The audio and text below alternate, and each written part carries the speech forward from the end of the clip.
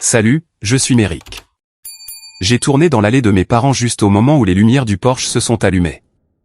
Les soirées chez eux me semblaient toujours les mêmes, peu importe la raison ou la saison. Ce soir était censé célébrer le fait que mon frère aîné avait remporté un prix d'entreprise locale, et toute la maison bourdonnait avant même que j'atteigne les marches de l'entrée. Je me suis arrêté un instant à la porte, prenant une profonde inspiration, laissant le bruit se calmer à travers le cadre. Je savais déjà où la nuit me placerait. Quelque part sur les bords, assez près pour être témoin, mais jamais assez près pour compter. À l'intérieur, la chaleur et les bavardages se déversaient dans le hall. Des manteaux pendaient à chaque crochet, rappel de la plénitude de la maison lorsque tout le monde rentrait à la maison. J'ai traversé le salon en hochant la tête à quelques salutations qui traversaient à peine la conversation. Ce n'était pas impoli, exactement. C'était juste une habitude. Ils avaient leur schéma et j'avais ma place à l'intérieur de ces schémas. Au moment où j'ai atteint la salle à manger, chaque siège de la longue table était occupé. Ma mère a pointé du doigt sans lever les yeux de sa conversation. « Tu peux t'asseoir là, Méric. » L'endroit qu'elle indiquait était près de l'entrée de service, la chaise la plus proche de l'endroit où le personnel de restauration entrait avec des assiettes fraîches. Je me suis dirigé vers elle sans m'arrêter. Cette chaise m'attendait toujours, peu importe l'occasion. J'ai posé mon manteau derrière le siège et je me suis assis. La chaise a vacillé un peu, une jambe inégale contre le carrelage. Un flux constant d'air froid provenant de la ventilation a effleuré l'arrière de mon cou. De l'autre côté de la pièce, mes frères se penchaient vers mon père, riant de quelque chose du travail. J'ai écouté sans essayer de me joindre à eux. J'avais appris il y a longtemps que la conversation se déroulait très bien sans moi. Les regarder maintenant a détaché une série de vieux souvenirs. Des cérémonies scolaires où mon père applaudissait bruyamment pour mes frères, puis croisait les bras au moment où mon nom apparaissait dans le programme. Les photos de vacances où il me plaçait légèrement derrière les autres, pour que la taille paraisse uniforme, même si j'étais à peine plus grand d'1 pouce. Je n'en voulais plus comme avant.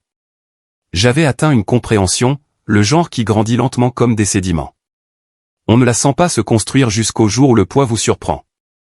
L'odeur de poulet rôti a flotté alors que les serveurs apportaient les plats principaux.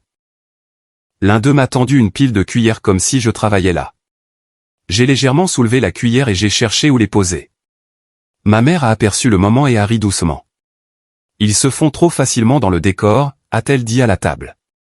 Quelques rires ont suivi. J'ai souri avec eux parce que c'était plus facile que de demander pourquoi la blague tombait toujours sur moi. Quand mon père s'est levé pour porter un toast, tout le monde s'est tu. Il a parlé fièrement de mes frères, récitant des détails de leur carrière, de leurs jalons, de leur famille. J'ai attendu que le rythme de sa voix se tourne vers moi, même brièvement. Ce n'est pas arrivé. Il a levé son verre.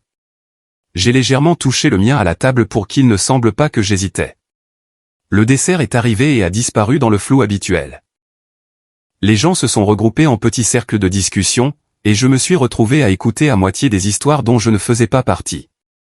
La chaise a grincé alors que je bougeais, essayant de soulager la pression qui montait derrière mes côtes. Des nuits comme celle-ci me laissaient me demander si mes efforts pour éviter les conflits avaient protégé quelqu'un ou m'avaient simplement rendu plus facile à oublier. Finalement, l'énergie dans la pièce s'est adoucie, et les gens ont commencé à se préparer à partir. J'ai repoussé ma chaise, j'ai pris mon manteau et je me suis glissé sur le côté de la salle à manger. Personne n'a remarqué que j'étais le premier à me lever. Personne n'a demandé si je serais au prochain rassemblement.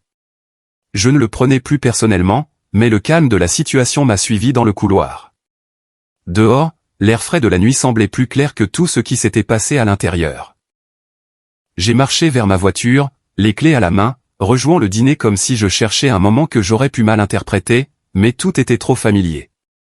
Le genre de familiarité que l'on cesse de remettre en question parce qu'elle ne change jamais. En atteignant la portière du conducteur, une pensée m'a assailli, assez vive pour me couper le souffle pendant une seconde. Le moteur a ronronné alors que je quittais l'allée de mes parents, ma cravate encore desserrée après le dîner qui ressemblait plus à un bruit de fond qu'à une célébration. Je n'ai pas allumé la radio, j'ai juste conduit en silence, laissant les lampadaires jaunes s'étaler sur le pare-brise. Céleste m'avait envoyé un SMS il y a 3 heures. Ne sois pas en retard cette fois. Ça se répercute sur moi. Pas sur nous. Sur moi. Ce mot m'a frappé plus fort qu'il n'aurait dû. Les Armitage vivaient à seulement 20 minutes, niché dans l'un de ces quartiers bien entretenus où même les haies semblaient chères. Je me suis garé le long du trottoir car l'allée était déjà pleine. Des BMW, une Tesla, même un suburban noir rutilant avec des plaques de concessionnaire. C'était la soirée de Clive, après tout. On venait de lui confier les rênes de l'entreprise familiale comme si c'était un droit de naissance, une entreprise de logistique, un héritage de 3e génération. J'ai redressé mon col avant de me diriger vers la porte d'entrée.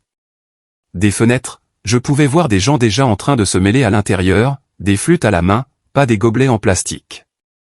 Une musique s'échappait, un jazz doux comme celui qu'on entendrait dans un salon d'hôtel. En entrant, l'odeur de lavande et de bois poli m'a enveloppé. Céleste se tenait près des escaliers, un verre de vin à la main, la posture parfaite. Elle m'a regardé, mais n'a pas bougé. Sa mère, Myriam, m'a repéré la première. Son sourire était tendu, mince comme un fil.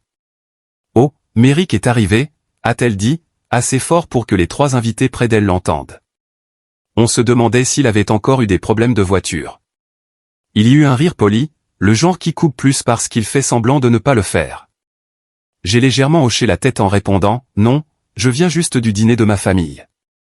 Céleste s'est approchée, non pas pour me saluer, mais pour me guider par le coude vers un groupe d'invités près de la salle à manger. « Souris plus », a-t-elle murmuré entre ses dents. « Essaie de ne pas te tenir comme si tu ne savais pas où tu es. » Elle s'est tournée vers le groupe. « Tout le monde, voici mon mari, Méric. Il travaille quelque part dans la gestion de projet. » Son sourire n'a pas tout à fait atterri.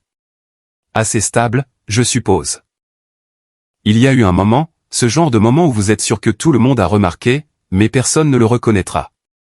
J'ai hoché poliment la tête. L'homme en costume bleu marine à côté de moi a levé son verre dans un demi-toast et a dit « Ah, derrière chaque femme qui réussit, n'est-ce pas ?»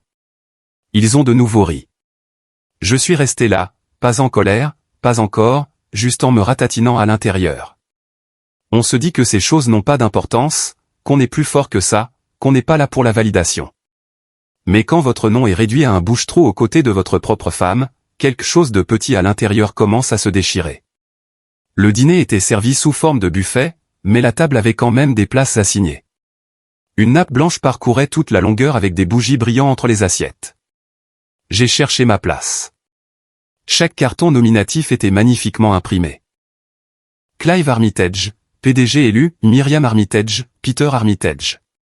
Mes yeux continuaient de balayer, attendant Méric Dalton en caractère similaire. Au lieu de cela, j'ai trouvé un seul carton dans le coin le plus éloigné. Monsieur juste cette seule lettre, comme une note de bas de page. Je l'ai pris lentement, je l'ai tenu entre mes doigts plus longtemps que je n'aurais dû. Puis, sans trop réfléchir, je l'ai glissé dans la poche de ma veste. Quelque chose me disait que cela signifierait plus tard, même si je ne savais pas comment. Je me suis tenu près du mur pendant que les autres s'installaient dans leurs chaises. Personne ne m'a fait signe de les rejoindre. Céleste est passée et a murmuré « Pourquoi te tiens-tu comme ça ? Tu rends les choses bizarres. Interagis avec les gens. Essaie de ne pas avoir l'air si perdu. » Je l'ai regardé. Vraiment regardé. J'essaie. Je ne savais pas qu'il y avait des attentes. Elle a soupiré et a souri aux invités. C'est ça le problème, Méric. Tu ne sais jamais ce qu'on attend. Clive a fait teinter son verre pour attirer l'attention. Puis-je avoir une minute, tout le monde ? Il se tenait à la tête de la table, confiant, se prélassant dans la lueur du succès hérité.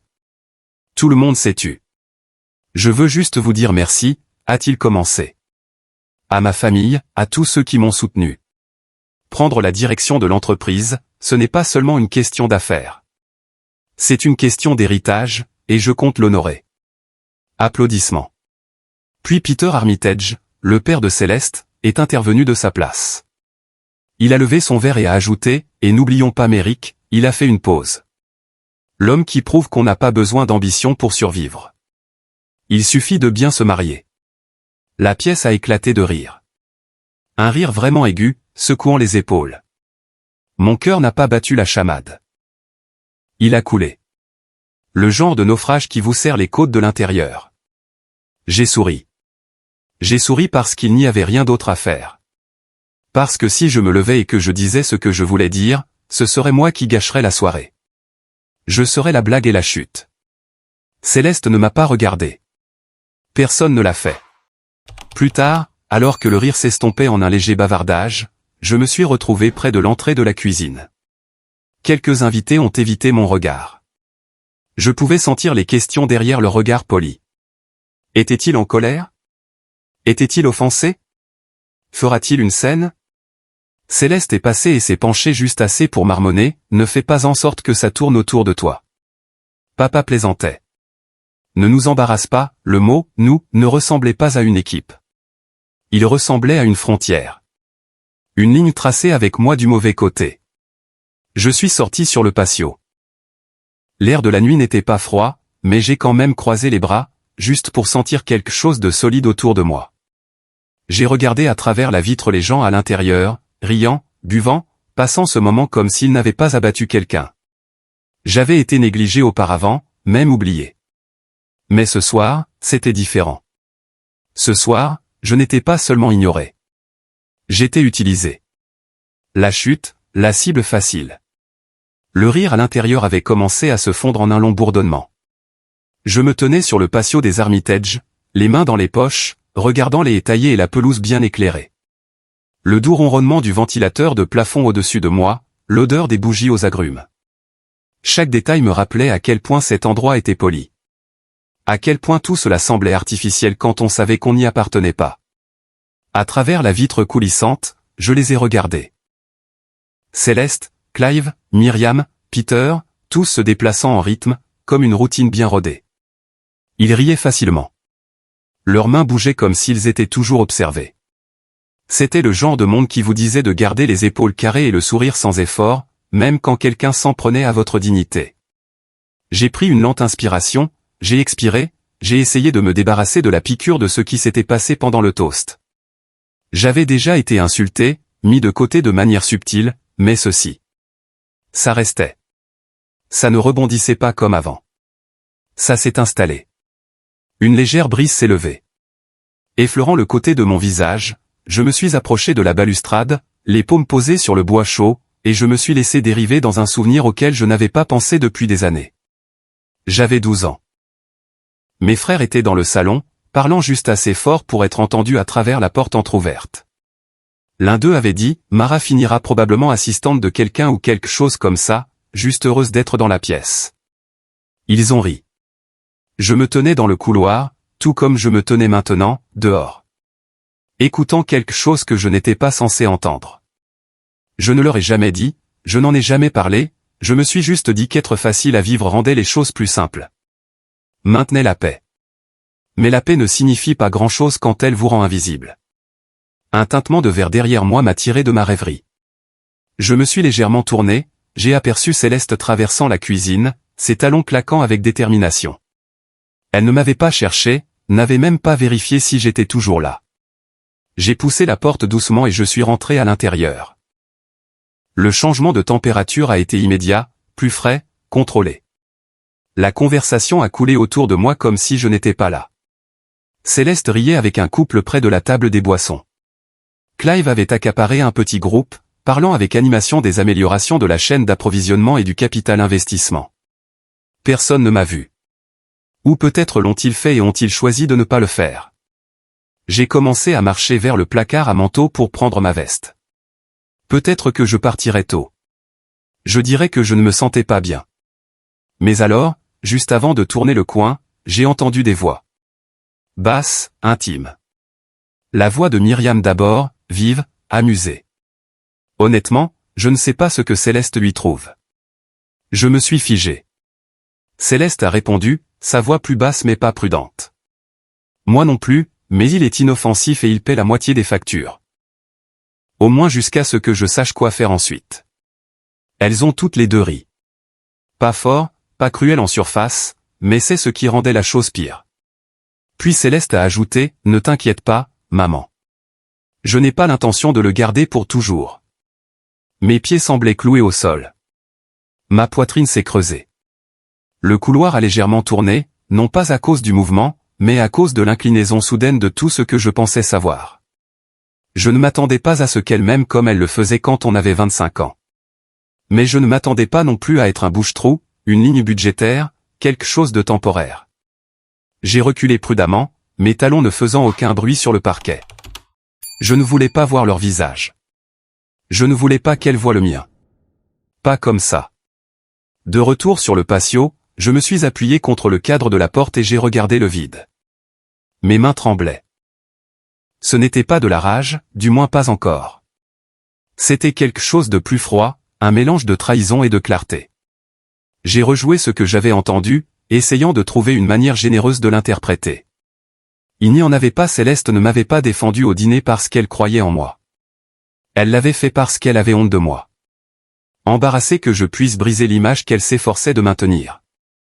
Et maintenant je savais la vérité. Elle ne me voyait pas comme son mari. Elle me voyait comme une obligation. Je suis resté là, sans bouger, pendant ce qui a semblé un long moment. La bougie sur la table du patio vacillait, projetant une douce lueur sur le sol en dalle. À l'intérieur, quelqu'un a légèrement monté la musique. La vie a repris dans cette maison comme si je n'avais pas juste entendu une conversation qui avait fendu quelque chose de large en moi. J'ai pensé à tous les moments qui ont précédé ces commentaires. J'ai ignoré les regards en coin quand je partageais des idées. Les changements soudains de sujet quand je parlais trop longtemps. Les moments où elle retirait sa main un battement trop vite. Tout prenait sens maintenant.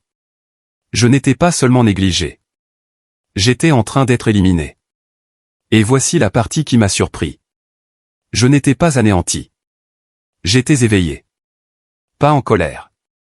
Pas encore. Mais alerte, conscient, comme entendre un bruit dans votre maison qui ne devrait pas être là et réaliser que quelque chose ne va pas depuis plus longtemps que vous ne l'admettiez. Je suis resté dehors quelques minutes de plus, laissant la prise de conscience s'installer dans mes os. Quand je suis finalement rentré à l'intérieur, la fête s'était tournée vers les desserts et les adieux. J'ai traversé la pièce comme une ombre, intouchée, inaperçue. Mais cette fois, je ne me ratatinais pas. Je ne me cachais pas. Quelque chose se formait en moi. Une ligne, une frontière, et je n'étais pas encore sûr de ce que je ferais ensuite. Mais je savais avec certitude ce que je ne continuerais pas à faire. La lumière du soleil filtrait à travers les stores en rayures, tombant sur la commode comme des lignes nettes divisant une vie d'une autre. J'ouvris lentement les yeux, toujours dans mes vêtements de la veille. Je n'avais pas prévu de dormir. J'avais dû m'effondrer d'épuisement après 3 heures du matin. Le silence dans la maison n'était pas apaisant. Il était épais, presque délibéré. Je m'assis et regardai le côté du lit de Céleste, déjà vide. Pas de bruissement, pas d'odeur de son shampoing, pas de mouvement, juste l'immobilité. C'est alors que je les vis. Une pile de papier bien rangée, laissée soigneusement sur le dessus de la commode. Je n'avais pas besoin de m'approcher pour savoir ce que c'était. Format légal, agrafé ensemble. Pas de notes autocollantes ni d'explications. Juste en attente, comme si je les avais demandées. Des documents de divorce. Je restai là un moment, pieds nus sur le sol en bois froid, laissant le poids du moment s'installer sur ma poitrine. Pas de mots, pas de conversation, pas de dispute, juste une exécution. Même une lettre de démission reçoit plus de cérémonie que ça. Je l'ai pris et parcouru la première page. Phraséologie standard. Différence irréconciliable. Sans faute, sans feu, juste une clôture, rédigée cliniquement et préparée pour signature. Je l'ai reposée sans tourner plus loin. Une petite partie de moi voulait rire. Une autre voulait crier. Au lieu de cela, je me dirigeais simplement vers la cuisine. La maison avait l'air comme d'habitude.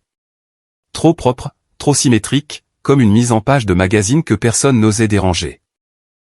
Pendant que le café infusait, je m'appuyais sur le comptoir et regardais par la fenêtre au-dessus de l'évier. L'arroseur du voisin tournait en arc rythmique sur une pelouse bien entretenue. Je n'arrêtais pas de rejouer la nuit dernière. Sa voix, son rire, la certitude de ses paroles. Je n'ai pas l'intention de le garder pour toujours. Je pensais à tous les « je suis juste fatigué ». Tous les « tu réfléchis trop ».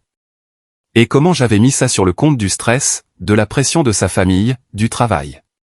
Je m'étais laissé croire qu'être patient était une vertu, que lui donner de l'espace était ce que les bons maris faisaient. Mais peut-être que je ne lui avais donné que de l'espace pour planifier ma sortie. Mon téléphone vibra sur l'îlot de la cuisine.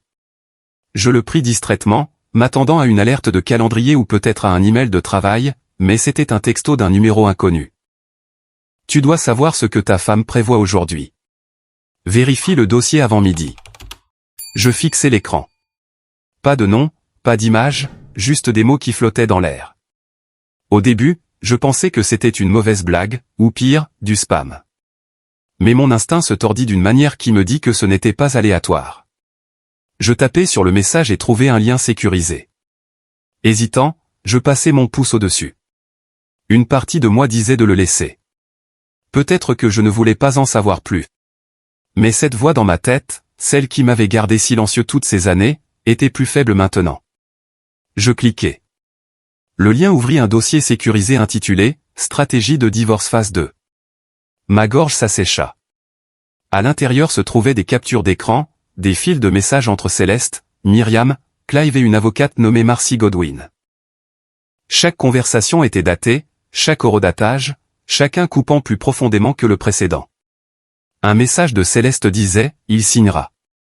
Il fait toujours ce qui maintient la paix ». Un autre de Clive poussait l'angle de l'instabilité émotionnelle. Faites-le paraître dépendant. Le tribunal s'occupera du reste. Je fis défiler avec incrédulité.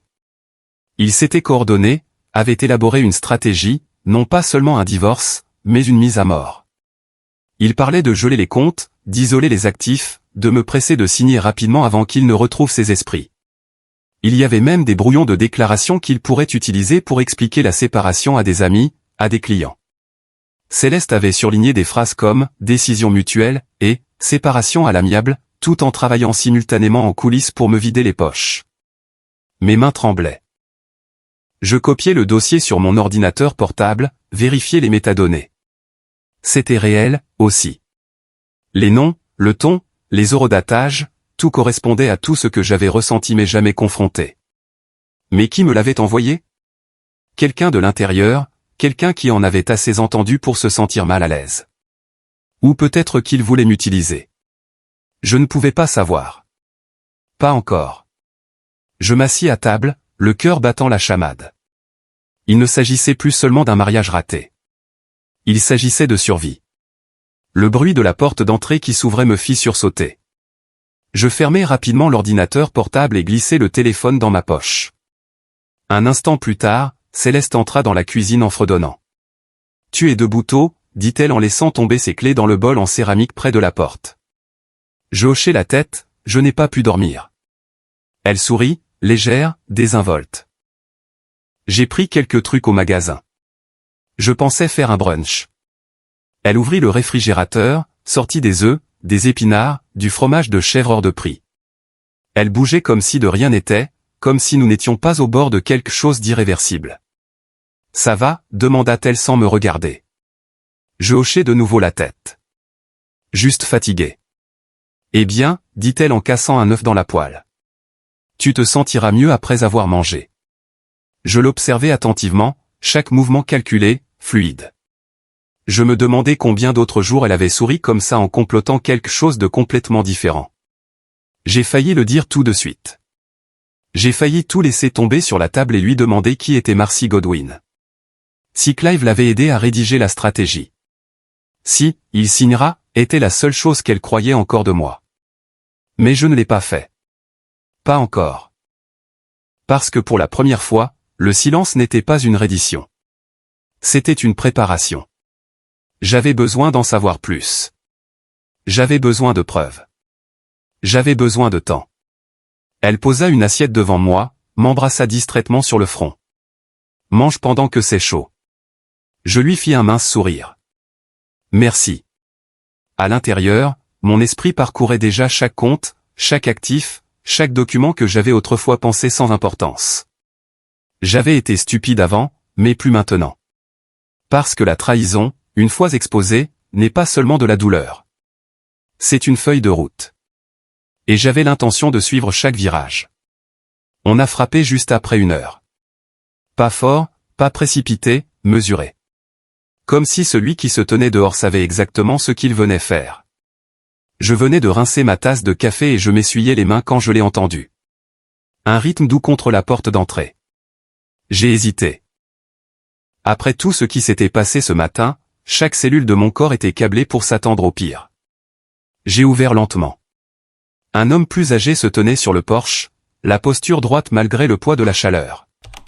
Son costume gris était impeccablement repassé, une cravate conservatrice nouée au sous son col, des lunettes à monture métallique perchées sur son nez, captant un rayon de soleil. « Méric Dalton ?» a-t-il demandé, la voix douce mais formelle. J'ai hoché la tête. Il a fouillé dans sa poche intérieure et en a sorti une enveloppe de couleur crème. Pas d'adresse de retour, pas de sceau, juste mon nom sur le devant, écrit à la main dans une écriture familière et inclinée. Je connaissais cette écriture. Je ne l'avais pas vue depuis plus d'1 an, mais je la connaissais mieux que la mienne. Celle de mon père. L'homme n'a offert aucune explication. Il a simplement fait un léger signe de tête, s'est retourné et a descendu les marches vers une berline sombre, au ralenti près du trottoir. La portière du conducteur s'est ouverte avant même qu'il ne l'atteigne. Un rythme, une routine bien rodée. Je suis resté dans l'embrasure de la porte pendant quelques secondes avant de la fermer derrière moi et de verrouiller le pêne dormant. De retour dans la cuisine, j'ai posé l'enveloppe sur le comptoir et je l'ai juste regardée. Papa était parti depuis près de 8 mois. Arrêt cardiaque, sans avertissement, sans préavis. 1 minute, il lisait le journal et la suivante, parti. Il n'était pas un grand écrivain. Ses emails étaient courts, ses cartes d'anniversaire génériques, mais ceci. C'était autre chose. J'ai glissé un doigt sous le rabat et je l'ai ouverte. La lettre à l'intérieur était datée de 6 mois plus tôt. Méric, si tu lis ceci, c'est que le scénario que je craignais s'est réalisé. Je me suis assis avant de pouvoir terminer la 2e ligne. La pièce semblait plus froide. Ou peut-être que c'était moi. Il a continué en expliquant qu'il avait gardé le silence sur une série de problèmes de santé, de nombreux AVC, une oppression thoracique, des pertes de mémoire. Il n'avait pas voulu m'inquiéter, ni personne d'ailleurs. Mais la lettre ne concernait pas seulement sa santé. Il a écrit sur ses regrets, sur les moments où il aurait dû me défendre et ne l'a pas fait, sur la façon dont il a laissé les voix les plus fortes de la famille définir mon rôle et négliger ma valeur. Il a dit qu'il avait vu comment je gérais la pression, comment je maintenais la paix sans renoncer à ma dignité, même quand les gens supposaient que c'était ce que je faisais. Tu n'es pas le maillon faible, Méric, a-t-il écrit. Tu es celui en qui j'ai confiance pour porter ce qui compte vraiment. Ma gorge s'est nouée. Scotchée au bas de la lettre se trouvait une petite clé, du genre de celle qu'on utilise pour un coffre-fort. En dessous, il avait griffonné, quand le moment sera venu, ouvre le coffre. Tu comprendras tout alors. Je l'ai lu 3 fois, peut-être 4.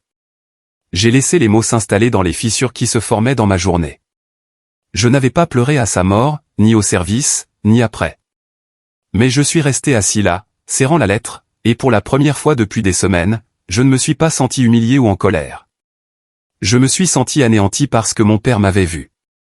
Il avait vu ce que personne d'autre n'avait vu, et il en avait laissé la preuve, non seulement en sentiment, mais en instruction.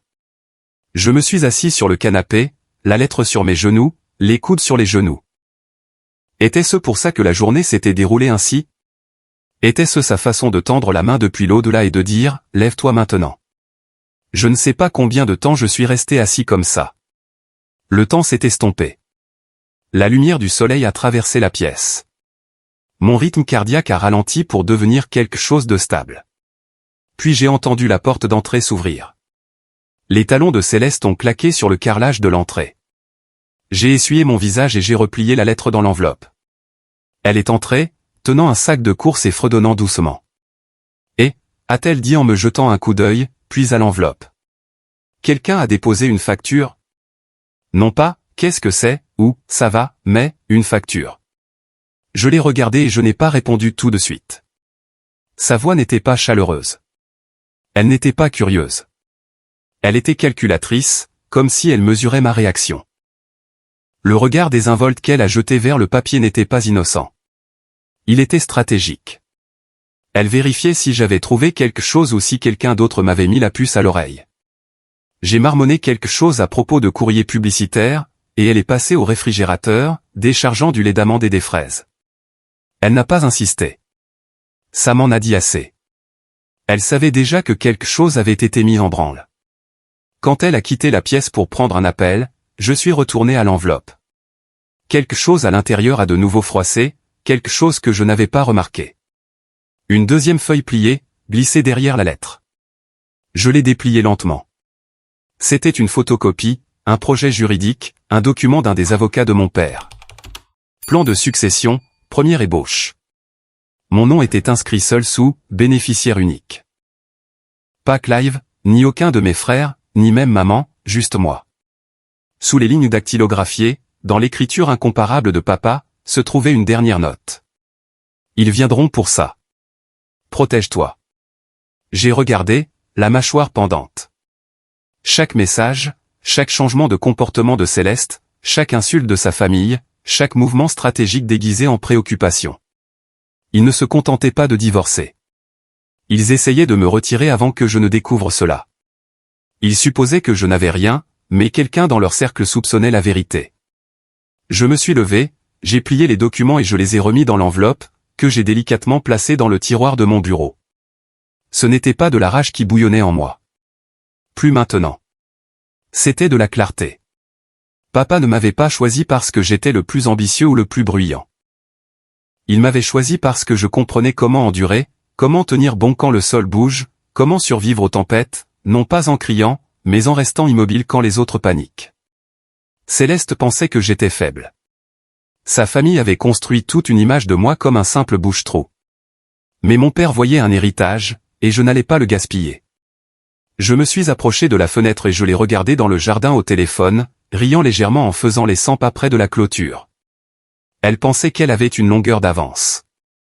Elle n'avait aucune idée de ce qui l'attendait. La clé était petite dans ma poche, mais lourde, non seulement en poids, mais en signification. Je pouvais encore entendre les mots de papa dans ma tête. Tu comprendras tout alors. Au moment où je suis arrivé sur le parking de la banque, le soleil de l'après-midi avait juste assez baissé pour projeter une longue ombre sur les vitres de l'entrée. L'endroit semblait presque vide, inhabituellement calme pour un jour de semaine. J'ai vérifié l'heure. 16h11 à l'intérieur, l'air était frais et immobile. Le murmure de fond habituel manquait. Pas de clavier qui cliquette, pas de bavardage au guichet. C'était presque trop calme. C'est alors que je l'ai repéré. Monsieur Alverson, plus âgé, grand, mince, avec une chevelure blanche qui semblait n'avoir pas bougé depuis l'administration Reagan. Il s'est levé dès qu'il m'a vu, lissant sa cravate comme s'il attendait cette visite depuis des mois. Monsieur Dalton, a-t-il dit avec un signe de tête solennel. Nous vous attendions. Nous. Je l'ai suivi au-delà des bureaux et dans un couloir latéral.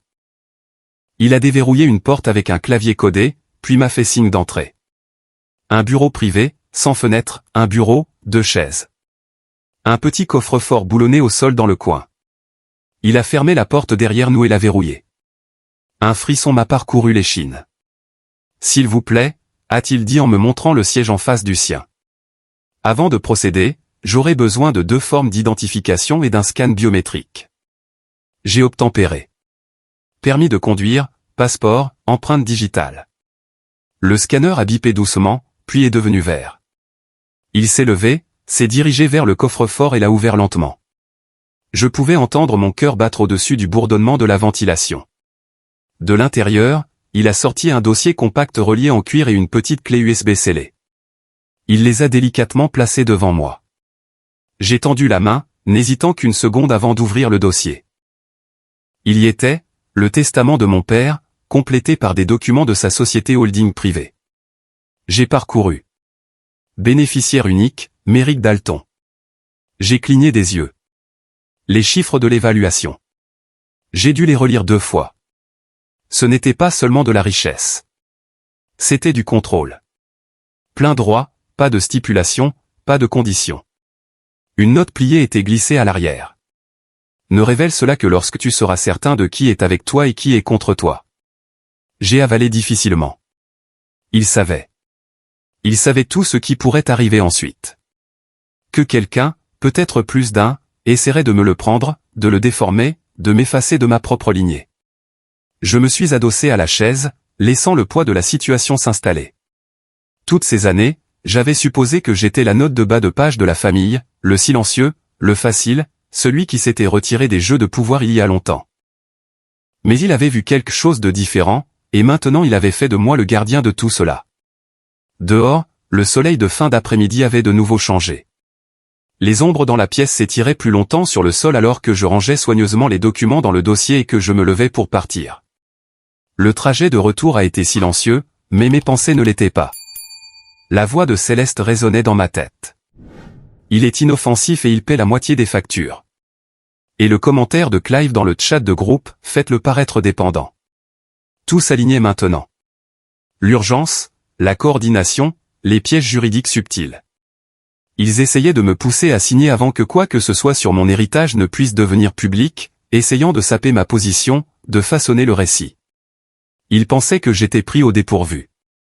Ils n'avaient aucune idée. En arrivant dans l'allée, j'ai remarqué la voiture de Céleste déjà garée.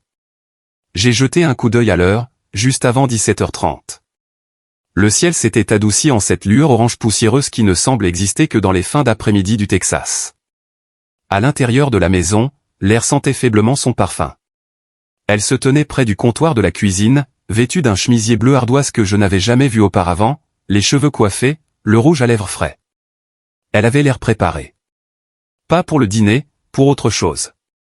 Et, dit-elle en souriant légèrement. Tu es de retour. Ouais. Elle a attrapé un dossier derrière elle. J'ai besoin que tu signes quelque chose. Juste une formalité. La façon dont elle l'a dit, trop désinvolte, comme si elle essayait de ne pas en faire trop. Qu'est-ce que c'est? Elle me l'a tendu avec un air d'aisance répété. Accord financier provisoire, juste pour garder les choses claires pendant qu'on règle la paperasse. Le haut du document était assez simple, mais vers le bas, enfoui dans un bloc de jargon juridique dense, une ligne m'a arrêté nette. Reconnaît la dépendance financière aux actifs et revenus fournis par la succession de la famille Mercé. J'ai levé les yeux vers elle, mon cœur battant derrière mes yeux. Pourquoi aurais-je besoin de signer ça? Elle a incliné la tête, haussant à moitié les épaules. C'est juste plus clair pour les avocats. Mes parents veulent être clairs sur la façon dont les choses ont été gérées financièrement. Tu sais comment ils sont, soignés et boutonnés. Je n'ai pas répondu parce que je voyais maintenant. Si j'avais signé ça hier, avant d'ouvrir le coffre-fort, avant de lire la lettre de mon père, j'aurais essentiellement confirmé tout leur argument selon lequel j'étais indépendant, un vagabond, qu'ils m'avaient soutenu, et cela aurait tenu devant un tribunal. Il n'y a pas de quoi s'inquiéter, a-t-elle ajouté en prenant un stylo. Signe juste et on en aura fini. J'ai posé le dossier à plat sur le comptoir et je n'ai pas touché le stylo. J'aurai besoin de temps pour l'examiner. Elle a cligné des yeux, clairement prise au dépourvu. Il n'y a pas besoin de faire traîner ça, Méric. Sa voix s'est tendue. Son sourire a vacillé. Pour la première fois, j'ai vu quelque chose dans ses yeux qui n'était pas de la suffisance. C'était de la peur. Je me suis tourné et je me suis dirigé vers le bureau. Elle m'a appelé. Plus sèchement maintenant, d'un ton sec. Méric, ne rend pas ça plus difficile que ça ne doit l'être. Mais je ne me suis pas arrêté. Il pensait que je ne le verrais pas. Il pensait que je continuerais à jouer l'idiot. C'était leur premier piège. Ce ne serait pas le dernier. Je venais de poser le dossier sur mon bureau quand mon téléphone s'est de nouveau allumé. Le nom de Clive, pas sa ligne personnelle, le numéro du bureau que je n'avais pas vu depuis avant Thanksgiving. Le même numéro qu'il utilisait quand les choses devaient paraître professionnelles.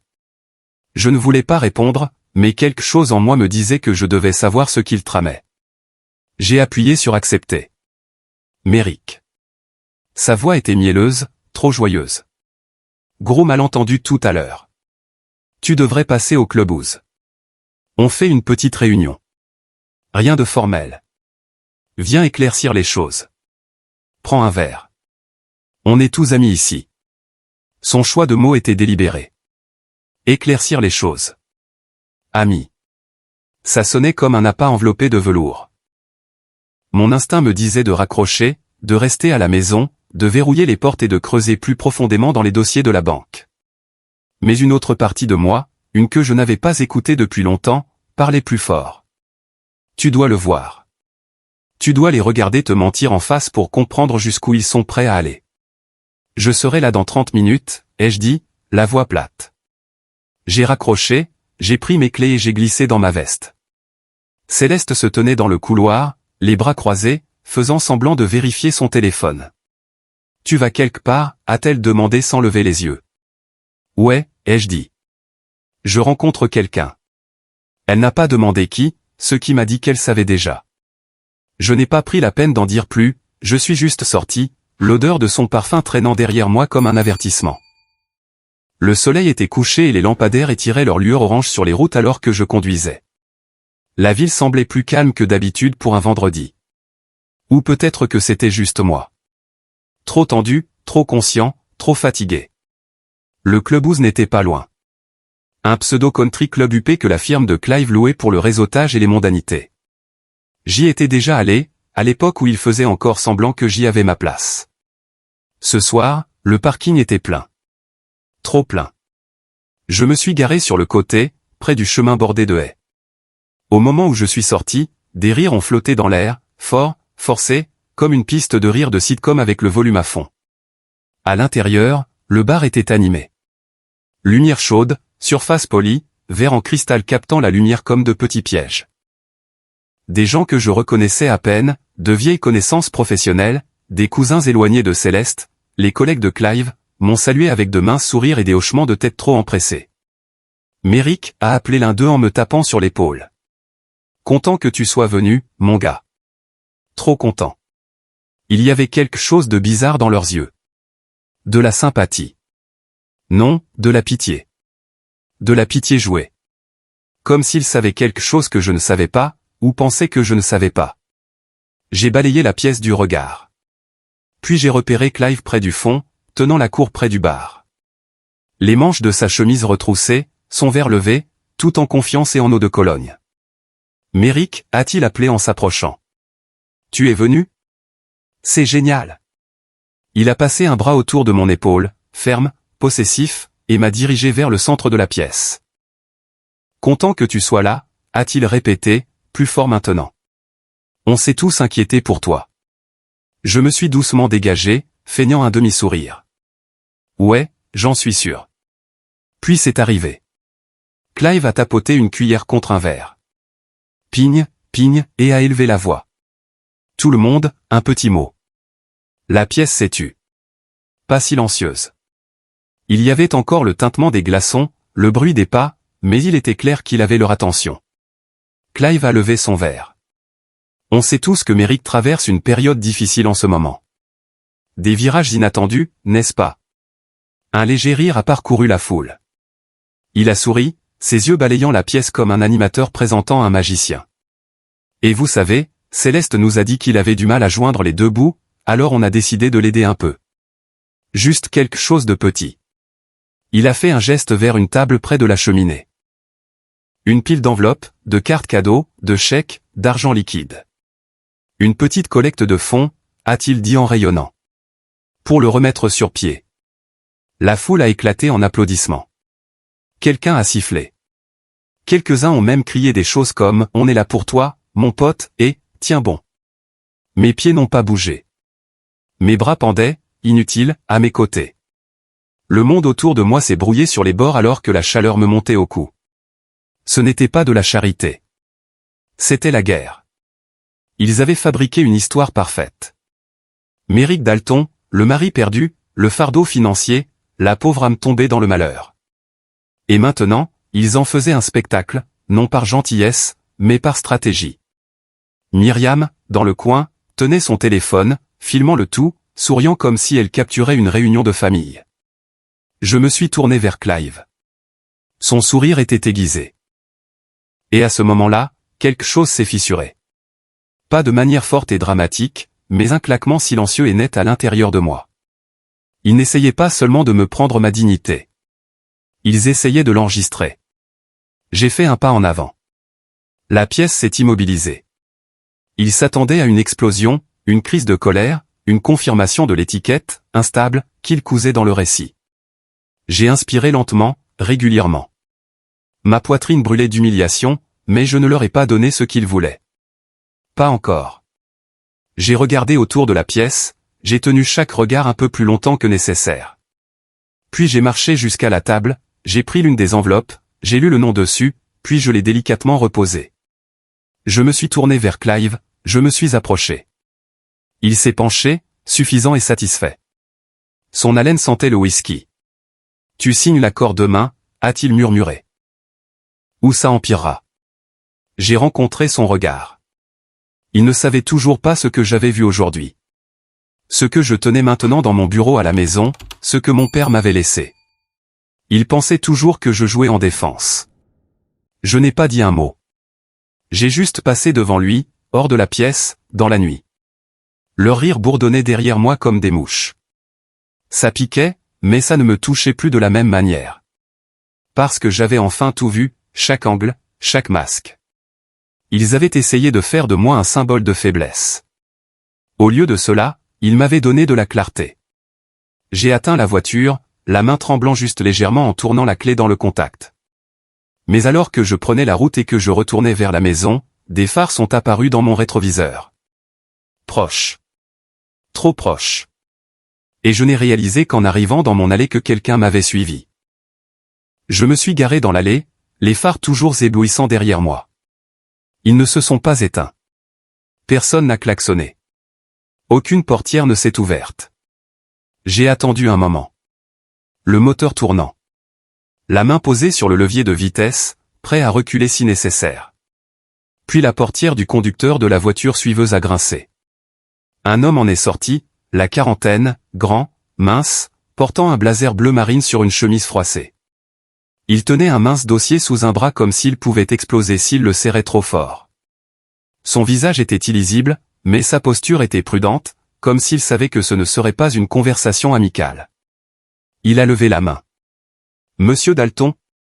J'ai baissé ma vitre à moitié, gardant la voiture en marche. « Qui demande ?» Il a fait un pas en avant, mais ne s'est pas trop approché. « Je m'appelle Thomas Landry. Je suis de Holloway & Pierce. Votre père a travaillé avec nous de temps en temps au fil des ans. » J'ai plissé les yeux. « Vous m'avez suivi depuis le clubhouse ?» Il a fait un petit signe de tête. « J'essaie de vous contacter depuis plus d'une semaine. Téléphone, email, quelqu'un a intercepté mes messages. » La façon dont il l'a dit, ce n'était pas une supposition. C'était une déclaration. J'ai coupé le moteur et je suis sorti de la voiture, en croisant les bras. « Vous avez 5 minutes. » Il a jeté un coup d'œil autour de lui, a baissé la voix. « Je préférerais parler à l'intérieur, mais si vous êtes plus à l'aise ici. » J'ai fait un geste vers le porche. « Parlez. » Nous nous sommes assis aux extrémités opposées de la balançoire.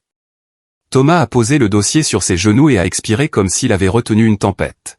« Votre père, a-t-il commencé, à apporter des modifications juridiques substantielles à sa succession avant de décéder. Des changements concernant la succession, la protection des actifs, les participations de l'entreprise. Très peu de gens le savaient. J'étais l'un d'eux. Je n'ai pas interrompu. Il a poursuivi, nous devions programmer une annonce formelle, une divulgation au conseil d'administration, aux partenaires, à la famille. Cette annonce n'a jamais eu lieu. Ma gorge s'est nouée. Parce qu'il est mort. Oui, et parce que, il a fait une pause.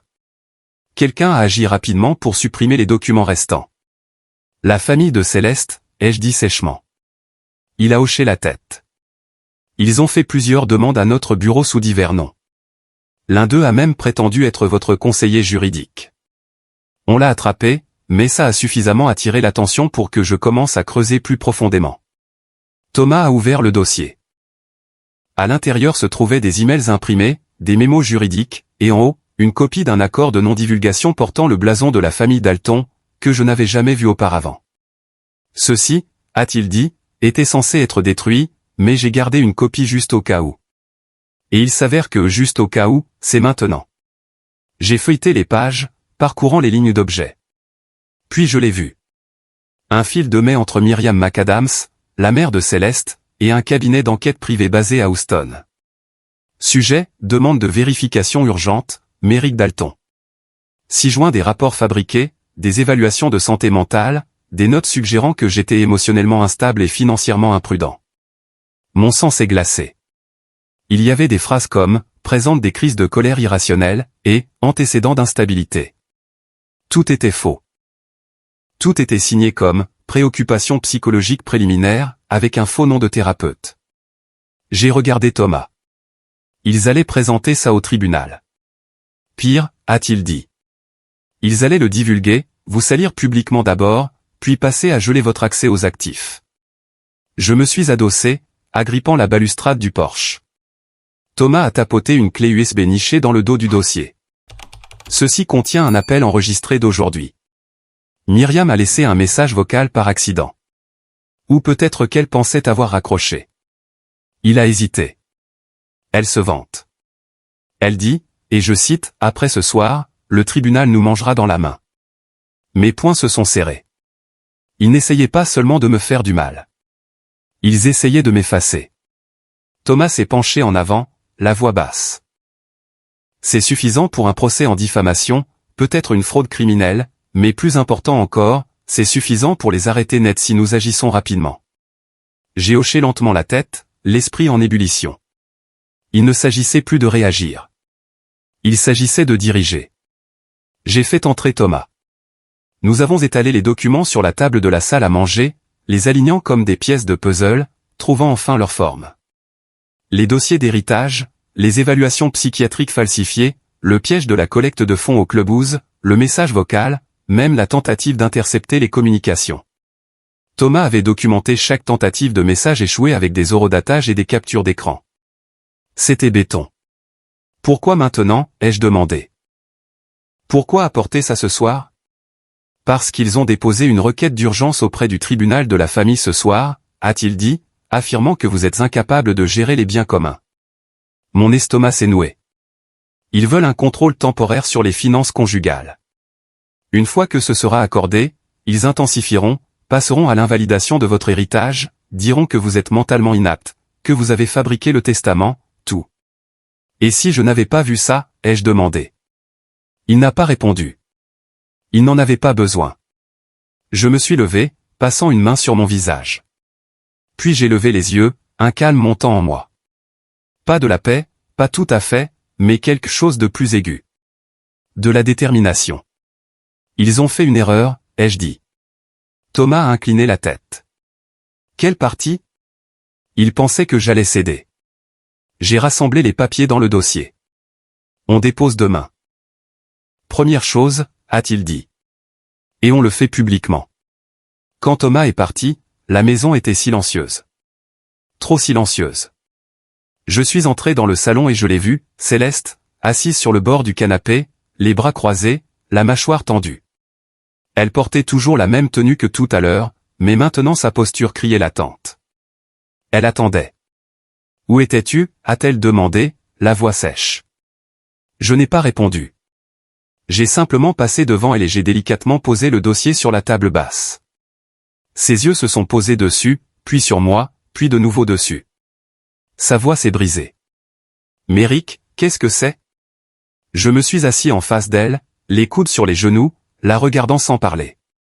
Elle a bougé sur son siège, visiblement mal à l'aise.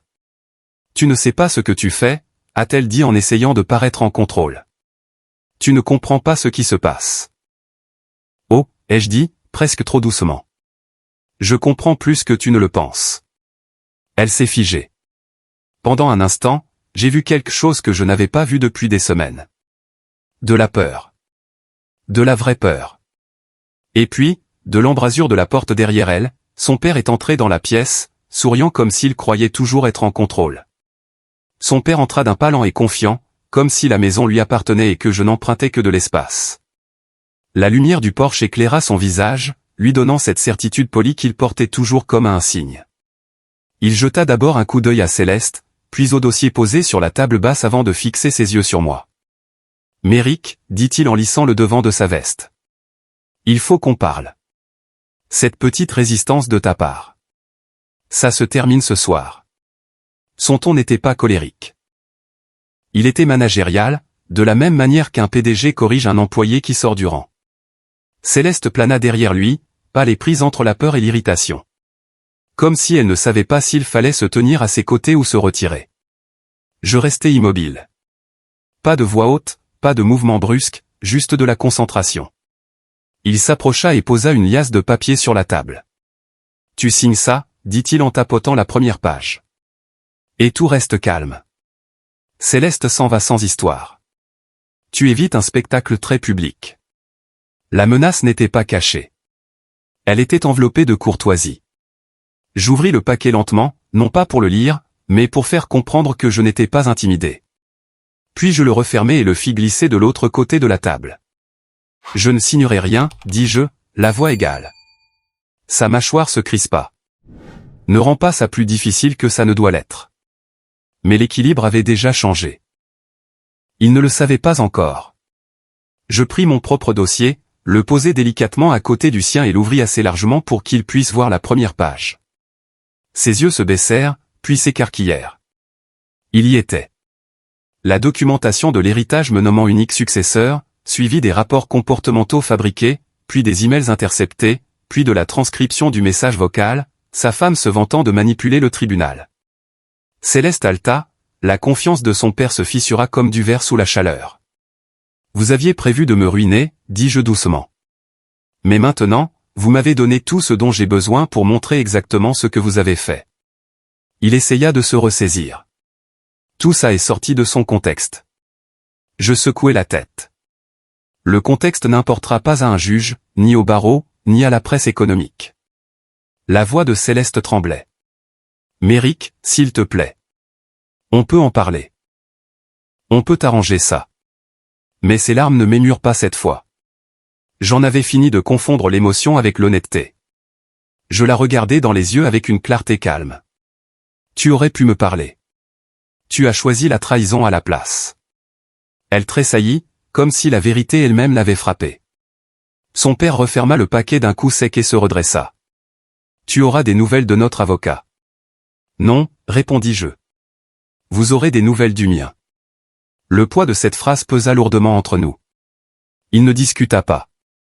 Il attrapa simplement les papiers, évitant mon regard, et se dirigea vers la porte. Céleste s'attarda. Un pied pointé vers la sortie.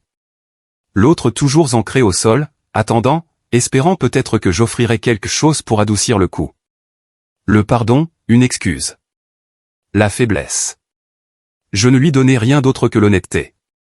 Au revoir, Céleste. Elle inspira brusquement, puis sortit sans regarder en arrière.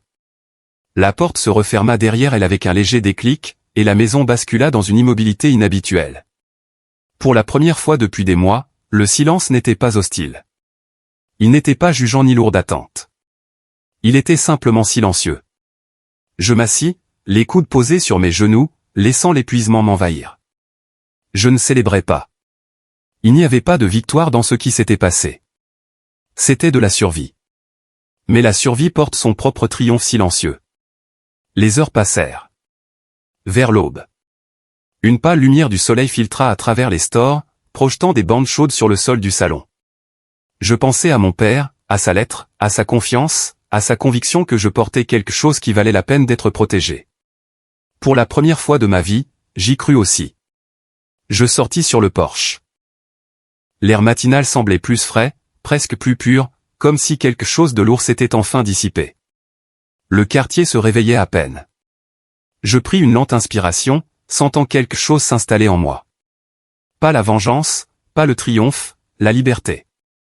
Je rentrai dans la maison, le soleil réchauffant mes épaules, et pour la première fois depuis des années, je sentis que ma vie m'appartenait enfin.